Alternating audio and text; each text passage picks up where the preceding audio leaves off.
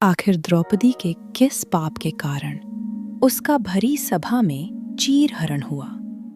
तो आइए जानते हैं कि द्रौपदी ने कौन सा पाप किया था जिसके कारण अनेक योद्धाओं से खचाखच भरे हुए हस्तिनापुर के सभा भवन में उसके वस्त्र उतारकर उसे नग्न करने का प्रयत्न किया गया।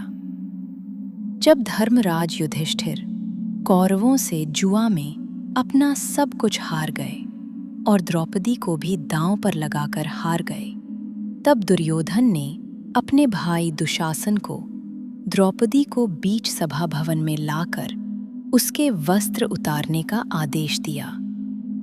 दुशासन जब पांचाली का चीर खींचने लगा तो उसने सभा भवन में उपस्थित सभी लोगों से मदद मांगी, लेकिन किसी भी व्यक्ति ने द्रौपदी की कोई मदद नहीं की।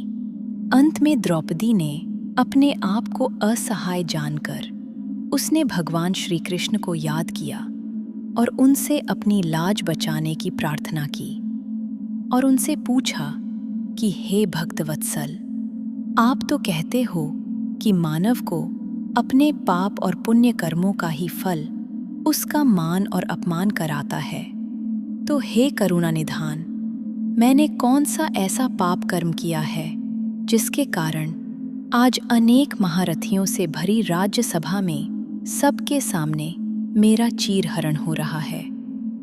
तब भगवान ने द्रौपदी को उसके पूर्व जन्म का स्मरण कराया।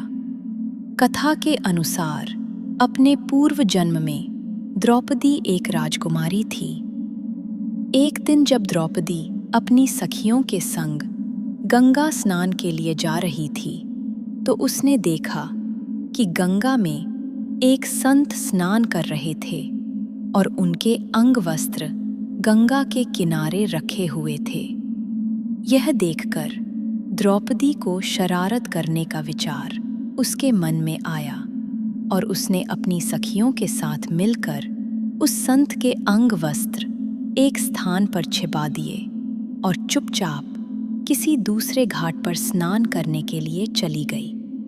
स्नान करने के पश्चात अपनी सखियों के साथ हंसते हुए और आमोद प्रमोद करते हुए द्रौपदी अपने महल को चली गई। इधर जब संत गंगा स्नान करने के उपरांत जल से बाहर आए तो अपने वस्त्र गंगा तट पर ना पाकर परेशान हो गए और इधर उधर खोजने लगे।